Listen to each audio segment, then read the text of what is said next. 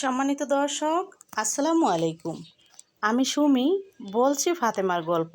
সেই ছোট্টবেলা থেকে শুরু করছি, সাথে শেয়ার করছি ফুড জুস। আশা করছি সম্পূর্ণ ভিডিওটি দেখে নেবেন। সুমির ছিল এক ভাই আর 3 বোন। ভাইটি ছিল বড়। ভাই হচ্ছে বোনদেরকে অনেক আদরও করত, অনেক শাসনও করতে হবে না, কারণ ভাই ছিল বোনদের বড়। আর দুষ্টমির ছলে তাদের সাথে যদি কোনো আড়ি হতো, তখন তাদেরকে খিতাবি বলে ডাকতো।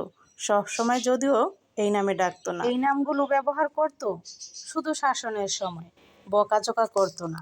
সে তাদেরকে এই খিতাবি বলেই শায়েস্তা করত। তাদের বংশ ছিল জমিদার বংশ, তারা অবস্থাশালী ছিল।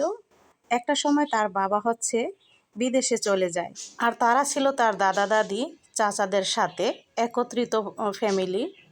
তাদেরকে ভালো রাখার চিন্তা করেই হচ্ছে সে চলে গিয়েছিল বিদেশের বাড়িতে। তখন সৌদি আরবে গিয়েছিল তার বাবা। আর এমন সময় হচ্ছে তাদের নদী ভাঙন হয়েছে। তো যেখানে তাদের পুরনো বসত বাড়ি জন্মস্থান ছিল, সেই বাড়িগুলো হচ্ছে নদীতে ভেঙে ফেললো। তারপর তার দাদা দাদি, এরপর হচ্ছে তার চাচারা এক একজন এক এক জায়গায় চলে গেল। তাদের অন্য অন্য জায়গায় জায়গা জমি ছিল সেইখানে। তো তার মা তো হচ্ছে একা। তো এই জন্য হচ্ছে সে চিন্তা করলো যে আমি আমার বাবার এলাকাতেই চলে যাই, মানে তার নানু বাড়িতে। সেখানে তার নানুরা থাকতো না, কিন্তু ওই গাছপালা, তারপর হচ্ছে ভিটা বাড়ি সেরকম আর কি ছিল। সেখানে যে ঘর তোলে তাদেরকে নিয়ে থাকতে শুরু করে দিল, আর তাদেরকে স্কুলেও ভর্তি করে দিল তার মা।